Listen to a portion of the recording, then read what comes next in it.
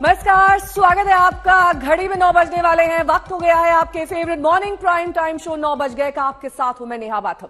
हफ्ते का पहला दिन है, नया दिन, नई शुरुआत। और अगर आप खबरों से थोड़ा दूर रह गए हैं तो अगले 1 घंटे बने रहिए हमारे साथ, क्योंकि देश और दुनिया की हर वो खबर जिसका सीधा सरोकार आपसे है लेकर एक बार फिर से हम हाजिर हैं। शुरुआत लेकिन करेंगे शिवसेना सांसद संजय राउत की गिरफ्तारी के साथ, जिन्हें पात्रा चौल घोटाले मामले में ईडी ने आधी रात को गिरफ्तार किया है। इस पूरे मामले पर ताजा अपडेट आपको दिखाएंगे। मैं बहुत निर्भय और बेडर आदमी हूँ। जिस प्रकार से झूठी कार्रवाई, झूठे कागज, झूठे एविडेंस लोगों को मार मार कर पीट कर बनाए जा रहे हैं, शिवसेना कमजोर नहीं होगी, महाराष्ट्र कमजोर नहीं होगा। शिवसेना इतकी कमजोर नहीं है, खरी शिवसेना काय आहे। राजस्थान एवढ्या निर्लज्जपणाने चाललेलं आहे की लाज लज्जा शरम सोडून कह रहे हैं कि अगर संजय राउत जल्दी नहीं छूटे तो बद से बदतर हालात हो सकते हैं।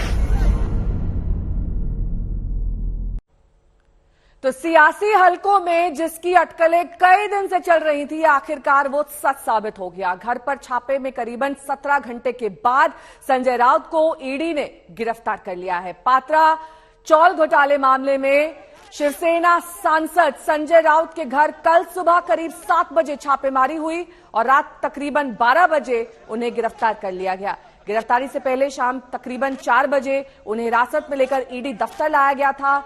दिल्ली से पहुंचे ईडी के सीनियर अधिकारियों ने राउत से 6 घंटे से ज्यादा वक्त तक पूछताछ की।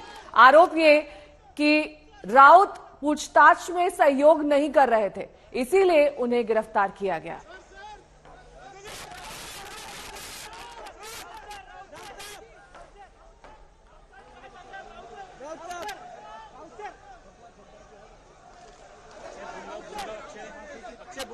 चलिए अब आपको दिखा देते हैं दरअसल ये पात्रा चौल घोटाला क्या है। महाडा पात्रा चौल डेवलपमेंट करने का टेंडर इनकी ओर से निकाला गया। महाराष्ट्र डेवलपमेंट अथॉरिटी है ये। गुरु आशीष कंस्ट्रक्शन, इन्हें गोरेगांव इलाके में काम करना था इसी चौल के मामले में। और ये जो तमाम चीजें हम आपको दिखा रहे हैं दरअसल ईडी का दावा है, ईडी के सूत्रों के हवाले से ये खबर है।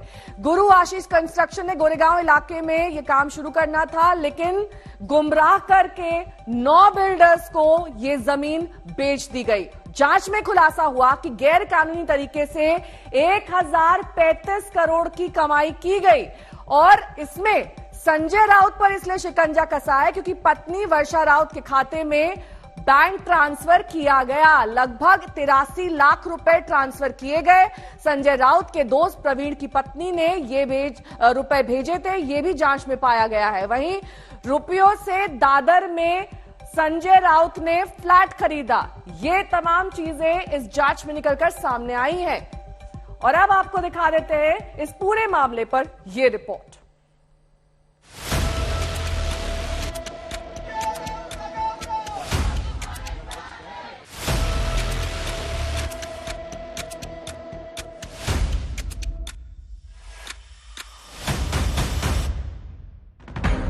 राज्यसभा सांसद संजय राउत ने रविवार को जब मां से कुछ इस भावुक अंदाज में विदाई ली थी तो संकेत साफ था कि ईडी अधिकारियों के साथ जाते हुए शिवसेना प्रवक्ता को अंदाजा हो गया था कि आगे क्या होने वाला है।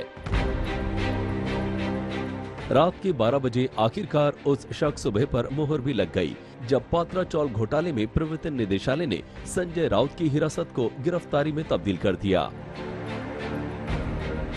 राउत की गिरफ्तारी से पहले करीब 9 घंटे तक उनके घर की तलाशी हुई। राउत के घर की तलाशी में ईडी को करीब 11.5 लाख रुपए कैश मिले। राउत से करीब 6 घंटे लंबी पूछताछ भी हुई। आरोप है कि राउत जांच में सहयोग नहीं कर रहे थे, इसलिए उन्हें गिरफ्तार किया गया। पात्रा चौल जमीन घोटाले में शिवसेना एमपी संजय राउत को एनफोर्समेंट डायरेक्टरेट ने अरेस्ट कर लिया है। आपको बता दें कि कल करीब 9 घंटे उनके घर पर सर्च ऑपरेशन चलाया गया था। ईडी के अफसर सवेरे 7 बजे उनके घर पहुंचे थे। उसके बाद उन्हें ईडी के दफ्तर लाया गया। ईडी के दफ्तर उन्हें समन देकर बुलाया गया था। वहां पर करीब 5 से 6 घंटे पूछताछ करने के बाद आधी रात के बाद उन्हें अरेस्ट कर लिया गया। मुंबई में ईडी दफ्तर के बाहर देर रात तक गहमा गहमी रही। दिल्ली से आए सीनियर अधिकारी संजय राउत से पूछताछ कर रहे थे। गिरफ्तारी की खबर आते ही ईडी दफ्तर के बाहर शिव सैनिक फिर से जुटने लगे और नारेबाजी तेज हो गई। जो कभी नहीं होने वाला था वो चीज संजय राउत साहब ने करके दिखाया था। भाजपा को कहीं ना कहीं उसका खेल था, उनको जलन थी, ईर्ष्या थी, उनके हाथ से सत्ता निकली गई थी। उसके लिए टारगेट करके संजय राउत साहब को ही टारगेट किया गया। अभी दिल्ली मैनिपुलेट किया है सर, आए यहाँ पे राउत साहब अभी मैनिपुलेट किया है। और ऐसा मतलब इन लोगों की सत्ता है ना, बीजेपी की सत्ता है, उन लोग सब सकते हैं। संजय राउत के भाई सुनील राउत को गिरफ्तारी की औपचारिक सूचना दी गई। सुनील राउत ने आरोप लगाया कि ईडी संजय राउत से डर गई है, इसलिए उन्हें गिरफ्तार किया गया है। संजय राउत के भाई का कहना है कि जो पैसे तलाशी के वक्त मिले हैं वो अयोध्या के दौरे के लिए रखे गए थे। भारतीय जनता पार्टी ने उनको अरेस्ट का ये सब फ्रेम बनाई थी, लेकिन संजय राउत झुकेंगे नहीं, डरेंगे नहीं, पार्टी छोड़ेंगे नहीं, जिंदगी के आखिरी क्षण तक शिवसेना में रहेंगे, उद्धव साहब के साथ रहेंगे। राउत को एनफोर्समेंट डायरेक्टरेट के दफ्तर में जहां पे पूछताछ चल रही थी वहीं पर उन्हें गिरफ्तार कर लिया गया है। संजय राउत के भाई सुनील राउत यहीं पिछले 7 घंटे से इंतजार कर रहे थे। जब संजय राउत आए थे तब उनकी गाड़ी में एक सूटकेस था। अभी थोड़ी देर पहले जब अरेस्ट मेमो सुनील राउत को पकड़ाया गया तो वापस आए, गाड़ी से वो सूटकेस लिया और दफ्तर में वापस पहुंचाया। संजय राउत पूरी तैयारी से आए थे, उन्हें मालूम था कि ये गिरफ्तारी होने वाली है और आखिरकार पथरावाला चौल वाले मामले में तकरीबन 1000 करोड़ का जो स्कैम बताया जा रहा है उस मामले में संजय राउत की गिरफ्तारी हो चुकी है। संजय राउत ने कल खुद भी कहा है कि उनके खिलाफ तमाम आरोप झूठे हैं, लेकिन बीजेपी ईडी की इस कार्रवाई के साथ खड़ी है। मेरे खिलाफ जिस प्रकार से झूठी कार्रवाई, झूठे कागज, झूठे एविडेंस लोगों को मार मार कर पीट कर बनाए जा रहे हैं, ये सिर्फ महाराष्ट्र को कमजोर करने के लिए, शिवसेना को कमजोर करने के लिए। लेकिन शिवसेना कमजोर नहीं होगी, महाराष्ट्र कमजोर नहीं होगा। दूसरी बात, संजय राउत झुकेगा नहीं, न पार्टी छोड़ेगा, न शिवसेना छोड़ेगा। संजय राउत की विदेश प्रवास, उनकी गाड़ियां, उनके प्लेन टिकट, उनके होटल बुकिंग कौन खर्चा कर रहा था? दुबई में जो मीटिंगें हुई है उसकी जो जानकारी जब जनता के सामने आएंगी, दुबई में संजय राउत जाते थे, किससे मिलते थे, कौन बिल्डर आता था, क्या सेटलमेंट होता था, ये सब जानकारी जब बाहर आएगी तो मुझे विश्वास है कि संजय राउत पे कड़ी कार्रवाई होगी। आरोप प्रत्यारोप तेज है। संजय राउत के समर्थन में और ईडी की कार्रवाई के खिलाफ महाराष्ट्र के कई शहरों में शिव सैनिक सड़कों पर उतर आए। अमरावती और पुणे में शिव सैनिकों ने विरोध प्रदर्शन किया। आज संजय राउत को पीएमएलए कोर्ट में पेश किया जाएगा, जहां ईडी राउत की हिरासत की मांग करेगी। मुंबई से साहिल जोशी, दिव्येश सिंह और विद्या के साथ मुनीश पांडे, दिल्ली, आज तक। और इस मुद्दे पर आज संसद में भी गर्मागर्मी देखी जा सकती है। शिवसेना सांसद प्रियंका चतुर्वेदी ने संजय राउत की गिरफ्तारी पर जांच एजेंसियों के बेजा इस्तेमाल लगाने के आरोप लगाए हैं। राज्यसभा में चर्चा की मांग की गई है। प्रियंका चतुर्वेदी की ओर से नियम 267 के तहत काम रोककर इस मुद्दे पर चर्चा की मांग है। प्रियंका चतुर्वेदी राज्यसभा चेयरमैन को ये नोटिस दे चुकी हैं। नोटिस की तस्वीर देखिए। ये रिक्वेस्ट दरअसल प्रियंका चतुर्वेदी की ओर से डाली गई है। ये राज्यसभा के चेयरमैन को ये नोटिस भेजा गया है, जिसमें कहा गया है कि सारे मुद्दों को रोककर पहले संजय राउत की गिरफ्तारी पर चर्चा की जाए।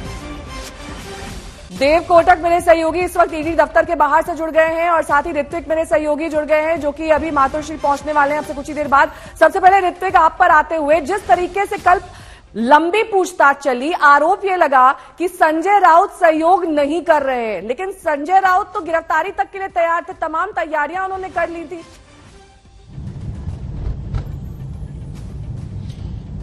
जी बिल्कुल, तैयारी तो पूरी थी, क्योंकि 27 को जब उन्हें समन्स भेजा गया था तभी से ये बात चल रही थी कि संजय राउत गिरफ्तार कर दिए जाएंगे। हालांकि समन्स के बाद, समन्स आने के बाद भी उन्होंने कहीं ना कहीं ईडी को जवाब नहीं दिया। जो सेशन जो पार्लियामेंट में शुरू है उसका दाखिला देते हुए वो ईडी ऑफिस नहीं पहुंचे। तब जाकर कल सुबह हमने देखा ईडी के अफसर उनके घर पहुंचे और 13 घंटों की पूछताछ के बाद आखिरकार देर रात रविवार को संजय राउत को गिरफ्तार कर लिया गया है। अब देखना यह जरूरी है कि पार्टी प्रमुख उद्धव ठाकरे उस पर किस तरह से प्रतिक्रिया देते हैं। हालांकि कल अनौपचारिक तौर पर जब वो शिव सैनिकों से बात कर रहे थे मातोश्री में, उस समय हमने देखा कि फिर से एक बार ईडी पर निशाना साधा गया, केंद्रीय एजेंसियों पर निशाना साधा गया, केंद्र सरकार पर निशाना साधा गया है। उद्धव ठाकरे का यही कहना है कि पार्टी को खत्म करने की साजिश रची जा रही है। हालांकि अब गिरफ्तारी आधिकारिक तौर पर हो गई है और हमें यह देखना जरूरी है कि पार्टी प्रमुख तौर पर उद्धव ठाकरे आज क्या मीडिया से बात करेंगे, क्या पार्टी की भूमिका सामने रखेंगे, क्योंकि जो मामला पत्राचाल का सामने आ रहा है उसमें गड़बड़ियां तो दिख रही है। हालांकि पूछताछ अभी जारी है और संजय राउत को आज सुबह कोर्ट में पेश भी किया जाएगा। देव कोटक मेरे सहयोगी जुड़े हुए हैं ईडी दफ्तर के बाहर से। देव, मेडिकल जांच के लिए संजय राउत को कब तक ले जाया जा सकता है, और साथ ही इस पूरे मामले में संजय राउत तक ही सिर्फ गिरफ्तारी सीमित है या आगे और भी गिरफ्तारियां हो सकती हैं? जी, फिलहाल तो संजय राउत को अरेस्ट कर लिया गया है, लेकिन जैसे जैसे खुलासा होते जाएगा और नाम सामने आता जाएगा और लोगों का किस तरीके से उनका इन्वॉल्वमेंट है या क्या रोल है इस केस में लेकर कि वो लोग कितने बेनिफिशियरीज है, अगर कोई पैसे रिसीव करता है या किसी के नाम पे प्रॉपर्टी के कागजात या डॉक्यूमेंट्स पाए जाते हैं तो उन्हें भी जरूर बुलाया जाएगा पूछताछ के लिए। हालांकि अभी तुरंत नहीं कह सकते कि उन्हें भी अरेस्ट कर लिया जाएगा, क्योंकि ये जांच वाला मामला है, तो पूरी तरह से जांच पड़ताल की जाएगी और उनका रोल एस्टैब्लिश किया जाएगा कि वो लोग किस कैपेसिटी में और कहां पर बेनिफिशियरी रहे हैं, और अगर उनके ऊपर कोई रॉन्ग डूइंग का मामला सिद्ध होता है तो उन्हें भी हिरासत में लेकर अरेस्ट जरूर किया जाएगा। और आपका जो पहला सवाल था कि संजय राउत को कौन से अस्पताल और कितने बजे ले जाया जाएगा, अभी हुए हैं 9:20 तकरीबन, अभी से 1-1.5 घंटे में उन्हें यहां से ले जाया जाएगा, क्योंकि सुनील राउत जी ने कल शाम में बताया था कि 11:30 पौने 12 तक उन्हें कोर्ट में पेश होना है। तो उसके पहले उनका पूरी तरह यही एक ऑब्जेक्टिव होगा कि उन्हें मेडिकल के लिए ले जाए जे अस्पताल में, और वो सारी जो फॉर्मेलिटीज है, चेकअप वगैरह क्लियर कर दी जाए, वो निपटाकर उन्हें सीधा वहीं से कोर्ट ले जाया जाएगा। और हालांकि कोर्ट में जिस तरह की दलीलें होगी वो लोग एक्स्ट्रा कस्टडी के लिए प्रेस करेंगे, और क्योंकि ये मामला अभी जस्ट खुला है और कल एक पूरा दिन 24 घंटे भी नहीं हुए हैं उनको अरेस्ट करके, तो इसीलिए जो जांच अधिकारी है ईडी के वरिष्ठ, वो यही चाहेंगे कि आदरणीय जो न्यायालय है वो उन्हें थोड़ा और समय दे ताकि जांच पड़ताल हो पाए, ढंग से पूछताछ हो पाए और जो इन्वॉल्व है उन सारे लोगों के नाम सामने आ जाए। ठीक है, देव बने रहे हमारे साथ, ऋतिक भी हमारे साथ लगातार जुड़े हुए हैं। संजय राउत ने क्या कुछ कहा जब उनकी गिरफ्तारी हो रही थी, सुनिए। या देशामध्ये लोकशाहीचा खून होणार असेल, लोकशाहीची हत्या होणार असेल, हे आपले सरन्यायाधीश बोलले की विरोधी पक्षाला दुश्मन समजू नका। आता विरोधी पक्ष तर लांबच आहे, पण एकेकाळी मित्र पक्ष होता, त्याचा सुद्धा गळा घोटण्याचा प्रयत्न होता, त्याचा सुद्धा होता। आणि संजय राऊतांच्या घरी जी आज ईडीची चौकशी सुरू आहे तेच चालू आहे। त्या हिंदूंचा, मराठी माणसांचा आणि शिवसेनेचा आवाज बुलंद करतोय, याचाच गळा घोटायचा। सगळे जे काही कारस्थान आहे ते उठून टाकण्याची आज गरज आहे, म्हणून तुम्ही आज जे आलेल्या जोरजोरात घोषणा देत आहात, या सगळ्या परिस्थितीशी मुकाबला करण्याची हिंमत तुमच्यात आहे का?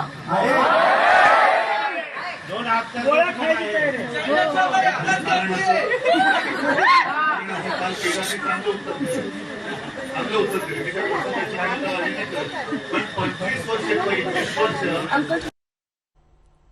तो उद्धव ठाकरे शिवसेना और हिंदुओं की साख का मुद्दा ये बता रहे हैं, कह रहे हैं कि ऐसा करके दरअसल आवाज दबाने और गला घोटने की कोशिश की जा रही है। इसके साथ ही इन 6 तस्वीरों में कल से सिलसिलेवार तरीके से क्या कुछ हुआ है, कब पूछताछ हुई, उसके बाद पात्रा चौल जहां बनने थे फ्लैट, उसकी तस्वीर देखिए, दिल्ली की टीम के सवाल, यहां से भेजी गई जो टीम है, लंबी पूछताछ और उसके बाद गिरफ्तारी। शिंदे गुट के दीपक केसरकर जी इस वक्त हमारे साथ जुड़ गए हैं। दीपक जी, देखिए सवाल यहाँ पर ये उठ रहे हैं, उद्धव ठाकरे सीधे तौर पर ये आरोप लगा रहे हैं कि गला घोटने की कोशिश की जा रही है। ये हिंदुओं और शिवसेना की साख बता रहे हैं जिस पर अब चोट की जा रही है। नहीं, देखिए, जब तक कोई एविडेंसेस नहीं होती कोई भी सेंट्रल एजेंसी किसी को अरेस्ट नहीं कर सकती, और जब अरेस्ट किया जाता है तो उनको कोर्ट के सामने पेश किया जाता है। उस वक्त जो प्रूफ्स है वो भी कोर्ट के सामने लाने होते हैं। तो ऐसे नहीं है कि जो प्रवीण राउत उनसे रिलेटेड है उनकी तो अरेस्ट हुए एक साल करीब एक साल हुआ होगा, तो उसके बावजूद भी इनको अरेस्ट नहीं किया गया था। बार बार इनसे पूछताछ की जा रही थी। और आप एक चीज ये भी देखिए कि वो पूछताछ को वो ठीक से कोऑपरेट नहीं कर रहे थे, वो बार बार समय मांग रहे थे। ये एक चीज है जो किसी को भी अवॉइड करनी चाहिए। दूसरी चीज ये है कि मैं भी MOS होम रह चुका हूँ।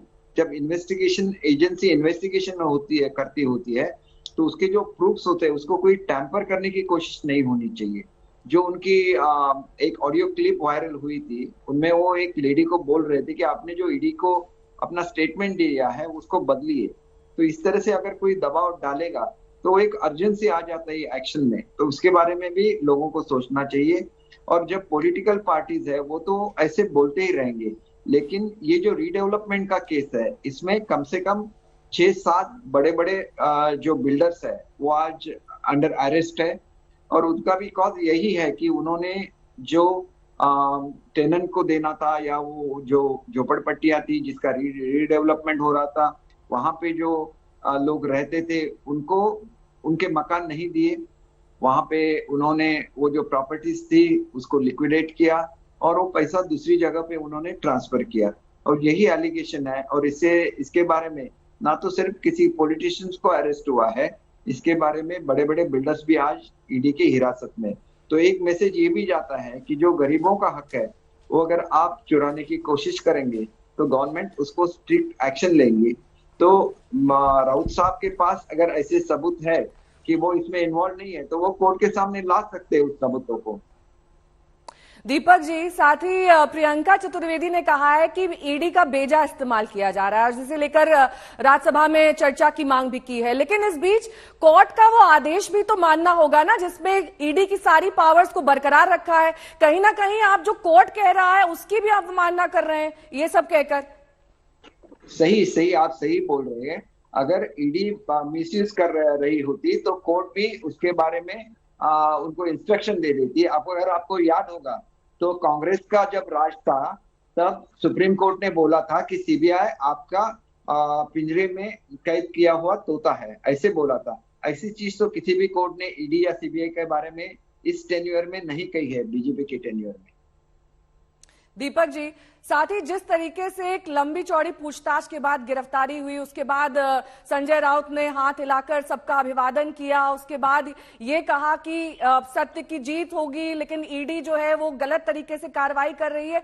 ये पूरा का पूरा जो कल हमने एक सिलसिलेवार तरीके से कई सारी तस्वीरें देखी, ये दर्शाता है कि शिवसेना अभी भी पावरफुल है। शिवसेना में संजय राउत जैसे नेता हैं जो ईडी को भी अभी तक चैलेंज करते आ रहे हैं। ये कहीं ना कहीं आपको लगता है कि दर्शाता है कि शिवसेना अब भी ये बता रही है कि आप सबके अलग होने के बाद और उनके सत्ता से जाने के बाद भी एक बड़ी तस्वीर उनके कार्यकर्ताओं के लिए, उनके नेताओं के लिए पेश करने की कोशिश।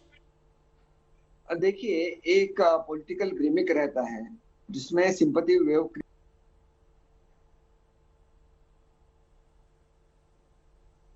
ये तो शिवसेना का एक कैडर है यहाँ पे, और उस कैडर को एक तरह से इमोशनली ब्लैकमेल करने की कोशिश की जा रही है कि ये सब घटनाएं गलत है और ये शिवसेना पे आघात है, ऐसे कुछ बताने की कोशिश की जा रही है। और इसीलिए वो इस तरह से एक्ट कर रहे हैं, जबकि उनको अरेस्ट किया जा रहा है। उसके लिए अगर सबूत होंगे इसलिए उनको अरेस्ट किया जा रहा है। तो लोगों को भड़काने का सवाल वहां पे नहीं उठता। अगर आप सच है, आपके पास एविडेंस है आपके निर्दोष होने के, तो उसको कोर्ट के सामने पेश किया जाना चाहिए। और जबकि आपने देखा कि नवाब मलिक जी को भी जब अरेस्ट हुई थी तो वो उनका जो संबंध था दाऊद इब्राहिम से, उसके बारे में उनको अरेस्ट किया गया था। फिर भी वो इसी तरह से एक्ट कर रहे थे, बहुत जोर से हाथ हिला रहे थे, लोगों से different, the same kind of gesture. चुनावी रोड शो लग रहा था कहीं ना कहीं दीपक जी, जैसे कि इसमें सिमिलरिटी है। देखिए वो नवाब मलिक और इसके दोनों में सिमिलरिटी है, वो जो जिस तरह से वो एक्ट कर रहे थे। दीपक जी, साथ ही लगातार संजय राउत ने ये आरोप लगाए बीजेपी पर, केंद्र सरकार पर, कि ये बदले की कार्रवाई की जा रही है, क्योंकि वो लगातार मुखर थे बीजेपी के खिलाफ। उन्होंने कहा कि अपने ट्वीट्स में भी बहुत बार निशाना साधा उन पर, तो उन्होंने कहा कि ईडी का बेजा इस्तेमाल है। और जैसा कि आप कह ही रहे थे कि ईडी को एक तरीके से हथियार के रूप में केंद्र सरकार इस्तेमाल कर रही है और बदले की कार्रवाई कर रही है, ये साफ तौर पर उन्होंने कहा। नहीं, वो तो कहेंगे क्योंकि उनपे एक्शन हो रहा है तो वो वही कहेंगे, लेकिन सच है वो आप कोर्ट में बोल सकते हैं ना। इंडिया की जुडिशरी सबसे डिपेंडेंट जुडिशरी मानी जाती है जग में, तो उसके बारे में तो ऐसा नहीं बोलना चाहिए। आपको कोर्ट के सामने जाना चाहिए, अपना जो उसके बारे में कहना है उनके सामने रखना चाहिए, और यही मुनासिब है। आप एक रिस्पॉन्सिबल पार्टी को बिलोंग करते हैं, आप उसके प्रवक्ता है, तो आपको ऐसी बातें नहीं करनी चाहिए और इससे पब्लिक की सिंपैथी गैदर करने की कोशिश नहीं करनी चाहिए। हालांकि जो सही है, जो ट्रुथ है, वो लोगों के सामने लाना चाहिए, कोर्ट के सामने लाना चाहिए। और आज भी हम लोग बोलते हैं कि अगर आप निर्दोष रहेंगे तो आपको कोर्ट छोड़ देंगे, आपको किस बात का डर है। और देखिए हमारा इससे कोई भी रिलेशन नहीं है। जो रिलेशन दिखाने की कोशिश की जा रही है कि हमारे मुख्यमंत्री जी गए थे दिल्ली, उनका अमित शाह जी का साथ मीटिंग हुआ, वो तो कैबिनेट एक्सपेंशन के बारे में का मीटिंग था, और आने के बाद उन्होंने डिक्लेयर भी किया हमारी डिस्कशन हो गई है, अब हम कैबिनेट का एक्सपेंशन करेंगे। उसका कुछ भी रिलेशन नहीं है। नहीं, दरअसल टाइमिंग ऐसा था ना दीपक जी, जब आपकी सरकार बनाने की कवायद चल रही थी उसी दौरान ईडी के समन इन्हें जा रहे थे, कई बार ये पेश नहीं होने के लिए बहुत सारे रीजंस भी दे रहे थे, तो वो टाइमिंग ऐसा था दरअसल कि इनकी ओर से ये आरोप लगाए गए कि क्योंकि उनकी सरकार जा रही है और क्योंकि बदले की कार्रवाई करना चाहती है आपकी सरकार केंद्र सरकार के साथ मिलकर, इसी तरीके से ईडी का इस्तेमाल हो रहा है। वो टाइमिंग को लेकर दरअसल सवाल उठाए जा रहे हैं। बिल्कुल गलत है, ये तो उनके खिलाफ कार्रवाई है, लास्ट 1 ईयर से चल रही है, तो टाइमिंग का क्या सवाल है इसमें। ये तो जब बोलते हैं तो हमको स्ट्रेंथ मिल जाती है, इतने बुरे शब्दों में बोलते हैं कि हमारे एमएलए की संख्या बढ़ती गई, और एक तरह से शिवसेना की सरकार जाने में या उद्धव साहब की सरकार जाने में सबसे बड़ा हाथ किसका रहेगा, तो वो राउत साहब का ही है। और वो खुद को शिवसेना के बोलते हैं, लेकिन वो तो असल में एनसीपी के है, ऐसे हमारा मानना है। तो ये तो बात आज हम लोग उनको दुखी नहीं करेंगे क्योंकि उन पे कार्रवाई चल रही है, तो हम लोग ज्यादा उनके खिलाफ नहीं बोलेंगे। और इसमें हमको मत जोड़िए, हमने जो किया है वो हमारे सिद्धांतों के लिए किया है, हमने जो किया है हमारे लोगों के लिए किया है, शिवसेना को बचाने के लिए किया है। नहीं तो वो राउत साहब और एनसीपी मिलके हमारे पक्ष को वो खत्म ही कर देने वाले थे। आज भी एक कोशिश चल रही है महाराष्ट्र में कि लोगों को भड़काने की, शिवसेना को भड़काने की, लेकिन हम भी उनको समझाएंगे कि किस तरह से एक षड्यंत्र चल रहा था शिवसेना को खत्म करने का, और किस तरह से हमने शिवसेना को बचाने की कोशिश की है। इस षड्यंत्र की जानकारी आपको पहले से थी, क्योंकि जब आप शिवसेना में ही थे तभी का है ये पात्रा चौल घोटाला मामला? आपको इस घोटाले की जानकारी थी? क्या क्या डिटेल्स आपको मालूम थे या फिर आपके बाकी विधायकों को मालूम थे? देखिए, इसका जो इन्वेस्टिगेशन कर रहे हैं वो ईडी है। हमें तो राउत साहब के बारे में पर्सनल कुछ भी एक्शन लेने का हमने कभी मन में नहीं लाया था।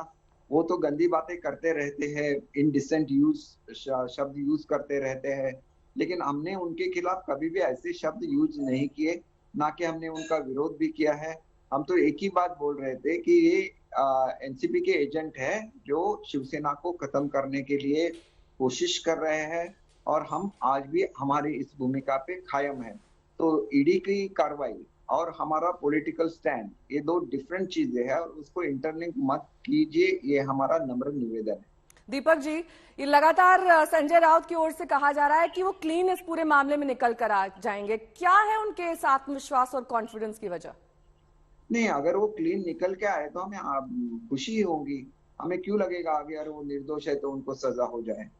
तो उनको तो अभी भी अपॉर्चुनिटी है, उनकी कस्टडी नहीं मिलेगी अगर वो क्लीन है तो, क्योंकि कोर्ट के सामने मामला जाता है, न कि सिर्फ इन्वेस्टिगेटिंग एजेंसीज इसको डिसाइड करते हैं। तो कोर्ट के सामने उनको सबूत पेश करने चाहिए और क्लीन होके बाहर निकलना है। हमारा कभी भी ऐसे कहना नहीं था कि उनको अरेस्ट कीजिए। ये तो उनके जो संबंध थे प्रवीण राउत से, इसकी वजह से उनको अरेस्ट किया गया है, ना कि शिवसेना के सदस्य होने के वजह से या तो शिवसेना के नेता होने की वजह से। ठीक है, बहुत बहुत शुक्रिया हमारे साथ जुड़ने के लिए दीपक केसरकर जी, विधायक और जो नवनिर्वाचित इनकी पार्टी है उसके भी अहम सदस्य हैं। लेकिन इस बीच आपको सुना देते हैं कि संजय राउत का क्या कुछ कहना है। मेरे जैसा है, मैंने कभी मनी लॉन्ड्रिंग या क्या है सब पैसों का खेल कभी किया नहीं। ठीक है, आप भेज दीजिए, मुझे मालूम है कहां से इंस्ट्रक्शन जाता है, क्यों जाता है। जो चल रहा है महाराष्ट्र में उनमें एक मैं फ्रंट पर हूं मेरी पार्टी के लिए, बाला साहब ठाकरे जी की पार्टी के लिए। देखिए, मेरा आवाज आप बंद नहीं कर सकते। आप ईडी की नोटिस भेज दीजिए या मेरी गर्दन उड़ा दो, मैं गुवाहाटी से रास्ते से नहीं निकलूंगा, मैं यहाँ ही रहूंगा मेरे पार्टी के साथ। आप कितनी भी कोशिश करो, मैं मर जाऊंगा। हजारों लोग हमारे शिवसेना में इस तरह से उनका बलिदान है इस पार्टी के लिए। हजारों लोग हैं हमारे, चाहे 1992 का दंगा हो, जो बाबरी वाला, उससे पहले हो 1969, अभी बाद में अनेक बहुत से मोमेंट में हमारे लोग मारे गए। तो एक हमारी बलि चढ़ गई तो उसमें बड़ी बात क्या है। मेरे दो सहयोगी इस वक्त तमाम जानकारी के साथ जुड़े हुए हैं। ऋतिक मेरे सहयोगी जुड़े हुए हैं और साथ ही देव कोटक ईडी दफ्तर के बाहर से जुड़ गए हैं। देव, सबसे पहले आपका रुख करते हुए, पूरे का पूरा ये जो प्रक्रिया कल चली, पहले पूछताछ, फिर गिरफ्तारी और आज पेशी, ईडी के सूत्रों से क्या खबर मिल रही है, कब तक पेशी हो सकती है?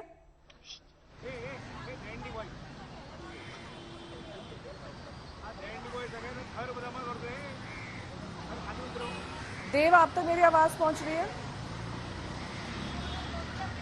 जी, फिर से एक और बार अपना क्वेश्चन दोहराइएगा। मेरा सवाल ये था कि कब तक पेशी हो सकती है संजय राउत की, क्या जानकारी मिल रही है? हेलो, देव से दोबारा संपर्क करने की कोशिश करेंगे। ऋत्विक हमारे साथ जुड़े हुए हैं। ऋत्विक, लगातार ये कहा जा रहा है कि ईडी का बेजा इस्तेमाल सरकार कर रही है, ईडी पे तमाम आरोप लग रहे हैं। और इस बीच कल भी हमने तस्वीरें देखी कैसे संजय राउत ने अपनी मां के जाके पैर छुए, उसके बाद अपनी गिरफ्तारी दी। लेकिन जांच में सहयोग ना करने की बात ये क्यों कही जा रही है? कौन से ऐसे सवाल थे, क्या सामने निकल कर आ रहा है जिसका संजय राउत ठीक से जवाब नहीं दे रहे हैं?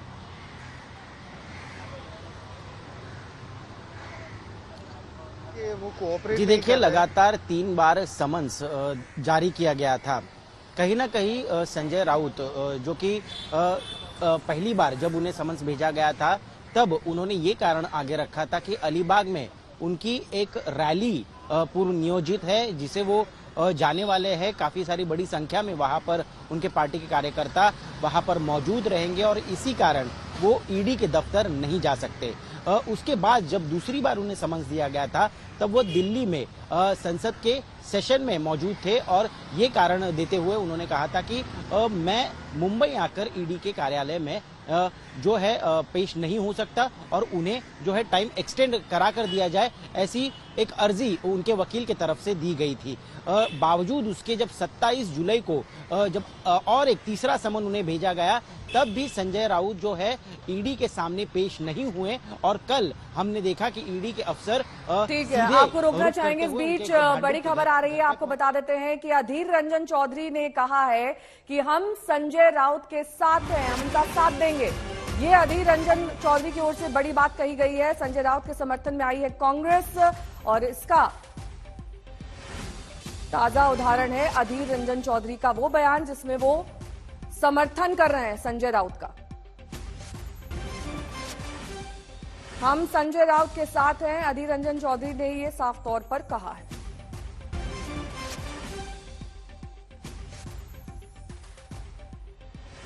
प्रियंका चतुर्वेदी ने दरअसल दरख्वास्त की है राज्यसभा के चेयरमैन से कि आज संजय राउत के मुद्दे को लेकर डिस्कशन किया जाना चाहिए, पहले इस पर चर्चा हो, बाकी तमाम मुद्दों पर बाद में चर्चा की जाए।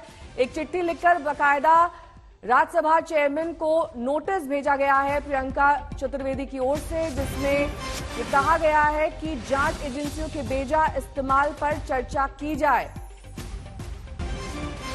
राज्यसभा में शिवसेना संजय राउत का मुद्दा उठाएगी, इस बारे में नोटिस भेजा गया है राज्यसभा के चेयरमैन को प्रियंका चतुर्वेदी की ओर से। ये वो लेटर हम आपको दिखा रहे हैं, ये वही चिट्ठी है, ये वही नोटिस है जिसमें ये कहा गया है कि जांच एजेंसियों का बेजा इस्तेमाल किया जा रहा है और इसे राज्यसभा में चर्चा में लाया जाना चाहिए सबसे पहले।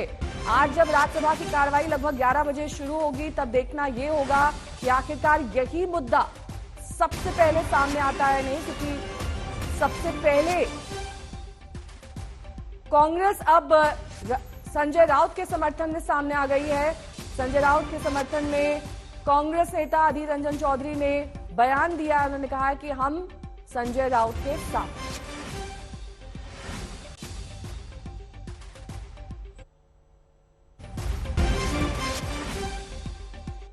बीजेपी की डर की राजनीति है और उसमें संजय राउत झुके नहीं है। ऐसे में अधीर रंजन चौधरी ने उनका समर्थन किया है। 17 घंटे सवाल जवाब का कल सिलसिला संजय राउत के साथ चला था। उसके बाद उनकी आधी रात को गिरफ्तारी हुई थी। आज पीएमएलए कोर्ट में उनकी पेशी होनी है। लगभग 11-11:30 का वो समय बताया जा रहा है जब उनकी पेशी की जाएगी, लेकिन खुद को लगातार बेगुनाह बता रहे हैं और ये कह रहे हैं कि केंद्र सरकार बेजा इस्तेमाल कर रही है। ईडी का गलत तरीके से इस्तेमाल किया जा रहा है। ये बदले की कार्रवाई, बदले की राजनीति है जिसे खत्म करना होगा।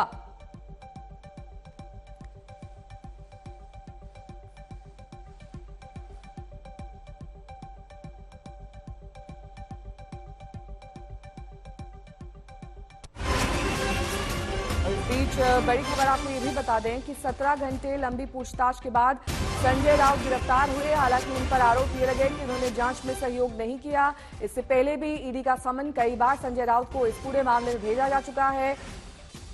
थोड़ी देर में संजय राउत का मेडिकल टेस्ट यानी कि मेडिकल जांच कराई जाएगी और उसके बाद पीएमएलए कोर्ट में संजय राउत की पेशी होनी है। रात तकरीबन 12 बजे उनकी गिरफ्तारी हुई थी और आज उन्हें कोर्ट में पेश किया जाएगा।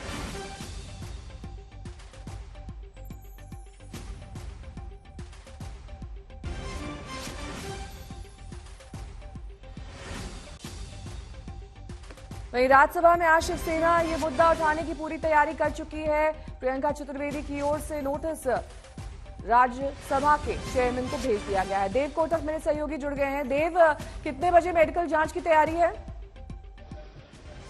जी, अगर आपको एक बार विजुअल्स दिखा दे तो आप जो मेरे पीछे बड़ा सा ग्रुप और जमावड़ा देख सकते हैं, वो ऑलरेडी लग गया है और बैरिकेड्स के भीतर है लोग। ये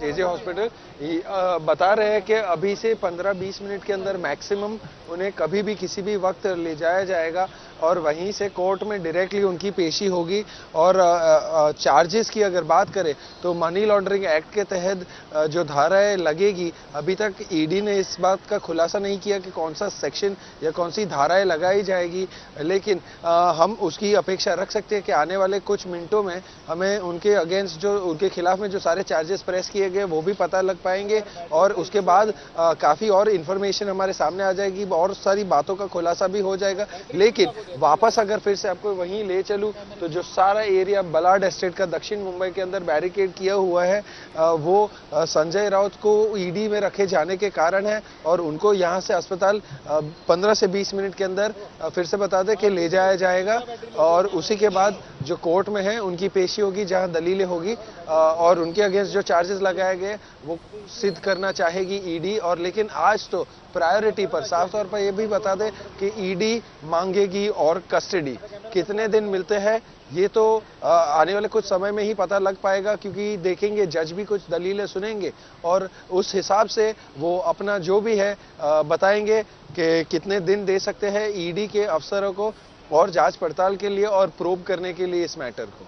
ऋत्विक भालेकर भी मेरे सहयोगी जुड़े हुए हैं लगातार। ऋत्विक, देखिए, तमाम बार ये कहा गया कि संकट मोचक हैं संजय राउत और हमेशा कठिनाइयों से शिवसेना को उन्होंने उबारा है, लेकिन अब की बार तो वो खुद कठिनाई में है। शिवसेना किस तरीके से उनका सपोर्ट करेगी, क्योंकि उद्धव ठाकरे तो खुलकर उनके बारे में बोल ही चुके हैं, लेकिन बाकी लोग क्या कह रहे हैं?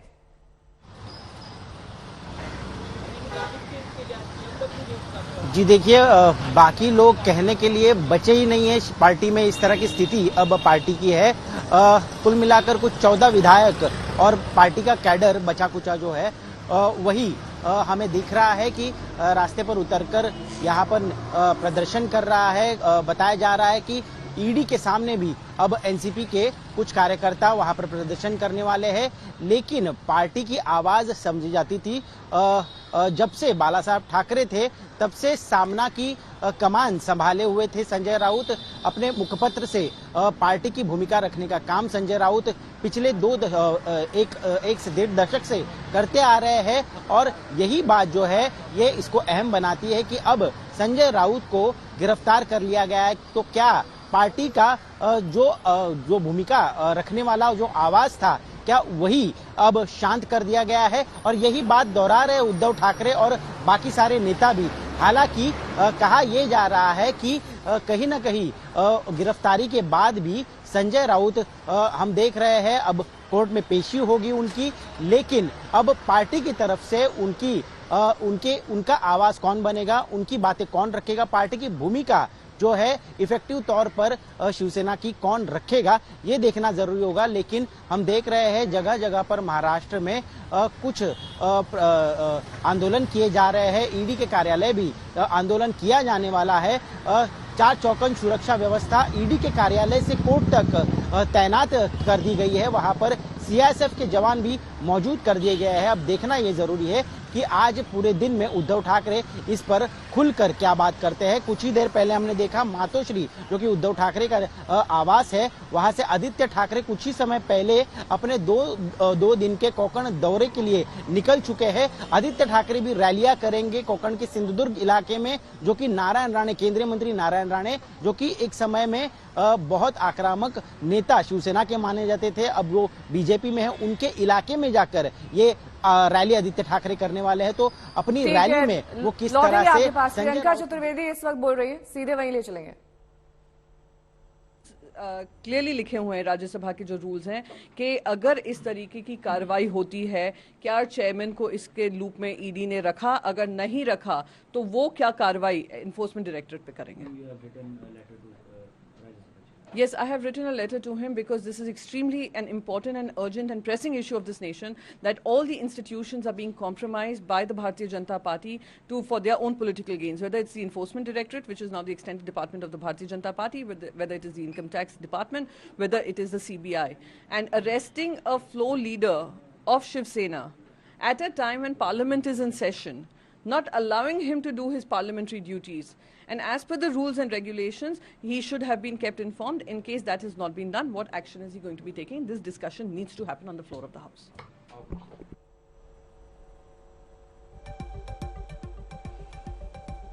तो प्रियंका चतुर्वेदी यहां पर साफ तौर पर यह कहते हुए कि राज्यसभा में शिवसेना संजय राउत का मुद्दा उठाएगी। आखिरकार क्यों बेजा इस्तेमाल और बदले की कार्रवाई के तहत जांच एजेंसियों का इस्तेमाल किया जा रहा है, ये भी सवाल राज्यसभा में उठाया जाएगा शिवसेना की ओर से।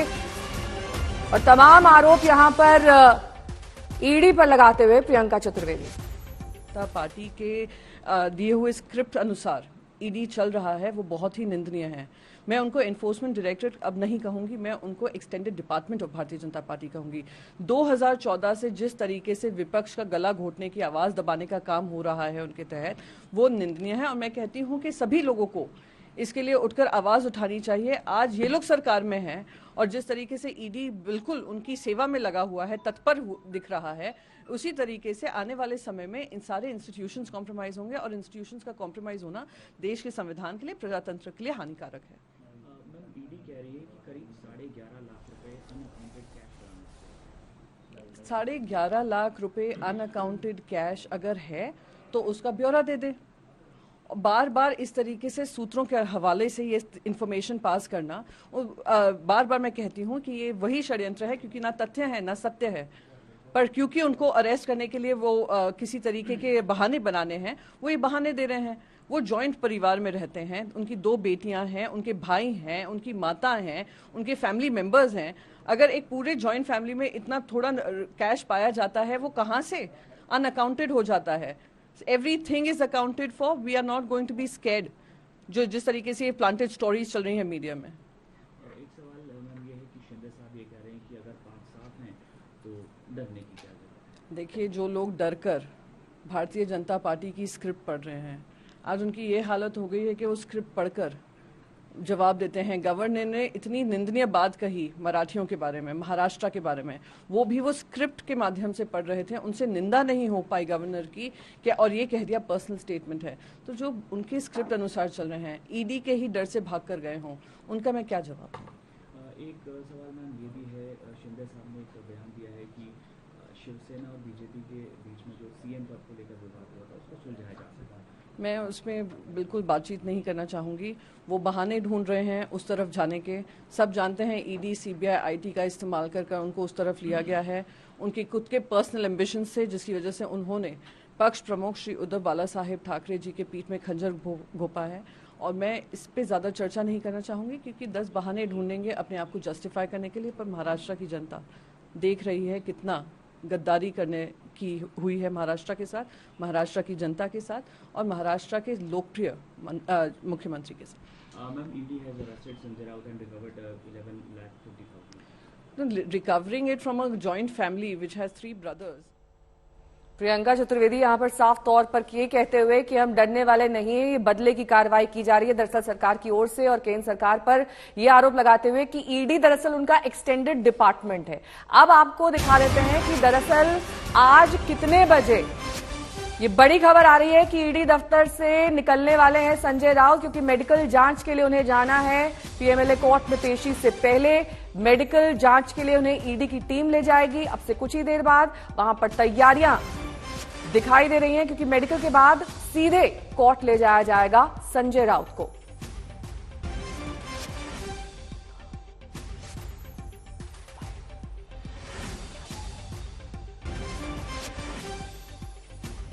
शिवसेना के प्रवक्ता आनंद दुबे जी इस वक्त हमारे साथ जुड़ गए हैं। आनंद जी, जिस तरीके से ईडी कार्रवाई कर रही है, आपकी सरकार लगातार माफ कीजिएगा, आपके लोग लगातार उन पर आरोप लगा रहे हैं कि ये दरअसल बदले की कार्रवाई है। इसको लेकर राज्यसभा में भी नोटिस। आज किस तरह की तैयारी आपकी पार्टी की ओर से? देखिए नेहा जी, ये बिल्कुल बदले की कार्रवाई है।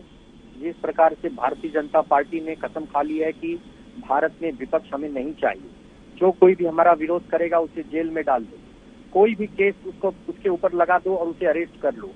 और यही हुआ है कि संजय राउत जी पिछले 2-2.5 सालों में जिस प्रकार भाजपा के खिलाफ वो बोलते हैं, जिस प्रकार वो सरकार की नीतियों के खिलाफ बोलते हैं, शिवसेना के मुख्य पत्र में लिखते हैं, यह बीजेपी को बिल्कुल अच्छा नहीं लग रहा था। और ये इसी की रंजिश है कि उन्होंने एक बहुत पुराने केस में, जिसमें इनका कोई रोल नहीं है, कोई घोटाले में इनका इन्वॉल्वमेंट नहीं है, ये चीख के कह रहे हैं कि मैं पत्रा वाला चाल कहा है, मैं कभी गया ही नहीं। ठीक है, मेरे पत्नी के अकाउंट में एक ट्रांजैक्शन आया है लोन का, लेकिन उससे घोटाले का क्या लेना देना है? 2010-12 का मामला है, आज 2022 है। इसका मतलब ये बदले की राजनीति है। पार्लियामेंट का सत्र चल रहा है, स्पीकर महोदय को इसकी जानकारी है कि पता नहीं मुझे, लेकिन जिस प्रकार बीजेपी और ईडी ने उनको गिरफ्तार किया है, अब ये लोकतंत्र नहीं बचेगा। क्योंकि अभी जेपी नड्डा जी भी कह रहे हैं आज पटना में कि कोई विरोधी पार्टी नहीं बचेगी, कोई छोटी पार्टियां अब नहीं बचेंगी, क्षेत्रीय दल अब समाप्त हो जाएंगे। पता नहीं जेडीयू क्यों उनके साथ लगी हुई है, मुझे नहीं पता। तो ऐसे में संजय राउत जी आज कानूनी प्रक्रिया से गुजरेंगे, हमारे वकील बहस करेंगे, जिरा करेंगे, और फिर हम देखते हैं आगे। न्याय जी बहुत बहुत शुक्रिया आनंद जी हमारे साथ जुड़ने के लिए, तमाम बातचीत के लिए बहुत बहुत शुक्रिया।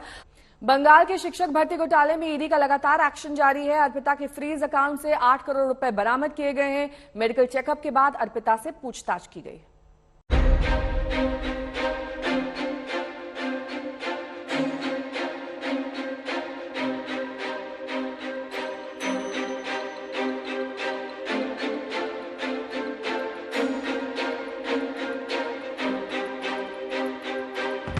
पहले फ्लैट से करोड़ों कैश मिले,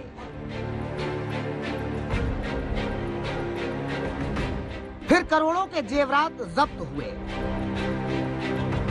और अब अर्पिता मुखर्जी के फ्रीज खातों से भी करोड़ों के खेल का खुलासा हुआ है। ईडी को अर्पिता मुखर्जी के 7 बैंक खातों में 8 करोड़ रुपए का पता चला है। में जो जानकारी ईडी सूत्रों के हवाले से मिल रही है, कल उसके 7 अकाउंट, अर्पिता मुखर्जी के 7 अकाउंट फ्रीज किए गए थे ईडी की ओर से, और उसमें छानबीन के बाद जो पता चल रहा है, ये ईडी सूत्रों से मिल रही जानकारी है कि लगभग 8 करोड़ रुपए के आसपास उसमें है, उसको भी इस वक्त सीज कर लिया गया है। तो इस हिसाब से अगर हम देखें तो 58 करोड़ से भी ज्यादा रुपए अब तक ईडी की तरफ से कैश 50 करोड़ के आसपास और 8 करोड़ अकाउंट में, तो ये फिलहाल रकम ईडी ने सीज की है इस पूरे मामले में। और ईडी ने अदालत में कहा था कि ये घोटाला लगभग 120 करोड़ का है। तो ऐसे में अभी भी 60-62 करोड़ रुपए ऐसे हैं जिनका पता लगाना, जिनके स्रोत का पता लगाना बाकी है। जो जानकारी ईडी सूत्रों के हवाले से मिल रही है, अर्पिता मुखर्जी के 7 अकाउंट फ्रीज किए गए थे, लगभग 8 करोड़, अब तक 58 करोड़। अगर ईडी के दावों को सही माने तो अभी तक टीचर भर्ती में हुए घोटाले की आधी ही संपत्ति सामने आई है। आने वाले दिनों में करोड़ों के कैश और अकाउंट से करोड़ों रुपए का पता चल सकता है। लेकिन ईडी के इस एक्शन के बीच बड़ा सवाल यह है कि आखिर ये करोड़ों रुपए किसके हैं? क्या इसका पार्थ चटर्जी से सीधा कनेक्शन है? क्या मेडिकल चेकअप के लिए ले जाते वक्त जब पार्थ चटर्जी से करोड़ों के कैश को लेकर सवाल हुआ तो उन्होंने करोड़ों रुपए से पल्ला झाड़ लिया? ईडी की पूरी कार्रवाई को ही साजिश बता दिया। আপনার বলছে দাদা আপনার টাকা দাদা আপনার টাকা আপনার বলছে দাদা আপনার টাকা দাদা আপনার টাকা हालांकि खुद के खिलाफ साजिश का हवाला पार्थ चटर्जी पहले भी दे चुके हैं, लेकिन शिक्षक भर्ती घोटाले को लेकर ईडी लगातार छापेमारी कर रही है। पैसे का अंबार और पार्थ चटर्जी का कनेक्शन जोड़ने की कोशिश कर रही है। सूत्रों के मुताबिक पार्थ चटर्जी भले ही अभी कुछ नहीं बोल रहे हों, लेकिन अर्पिता धीरे धीरे घोटाले के राज खोल रही है और उसी आधार पर ईडी अपनी आगे की कार्रवाई कर रही है। अब ईडी को पार्थ और अर्पिता चटर्जी के साझे अकाउंट का पता चल रहा है, जिसमें दोनों की तमाम प्रॉपर्टियों का खुलासा हो रहा है। कई जमीनों के कागजात मिल रहे हैं जो अर्पिता मुखर्जी और पार्थ चटर्जी की साठगांठ के पुख्ता सबूत दे रहे हैं। आमने सामने की पूछताछ कई दफे हो चुकी है, कई किश्तों में की जा चुकी है, और इसमें खास तौर पर जो अभी जो छापेमारी हो रही है या खास तौर पर जो जॉइंट अकाउंट साझा नाम पे जो खरीदे गए हैं उनके बारे में ब्यौरा मिल रहा है। हमें मालूम है जो बीरभूम में एक घर है ओपा नाम से, जिसे दोनों ने कई साल पहले खरीदा था, पार्थ चट्टोपाध्याय ने, दोनों के नाम पर है। इसी तरह के और जमीनों के कागजात भी मिले हैं जिनको मैच करने की कोशिश हो रही है। हालांकि पार्थ चट्टोपाध्याय फिलहाल कुछ नहीं बोल रहे हैं, लेकिन अर्पिता मुखर्जी से पूछताछ कर थोड़ा बहुत क्लू और एविडेंस इस वक्त ईडी को मिल रहा है, जिसे अब जब 3 तारीख को दोनों को कोर्ट में प्रोड्यूस किया जाएगा तो पूरा खुलासा किया जाएगा कि क्या क्या एविडेंस इनके खिलाफ, दोनों के खिलाफ ईडी को मिले हैं। जो इनमें से जो हमें जानकारी मिल रही है, कैश के अलावा कुछ जॉइंट प्रॉपर्टीज हैं, कुछ उनकी अपनी प्रॉपर्टीज है पार्थ चट्टोपाध्याय की, उसके बारे में भी ईडी को पता चला है और पूरा ब्यौरा तैयार किया जा रहा है। अब तक केंद्रीय जांच एजेंसी पार्थ चटर्जी से जुड़े करीब 17 ठिकानों पर छापेमारी कर चुकी है। अब आगे दर्जन भर ठिकानों पर छापे की तैयारी है।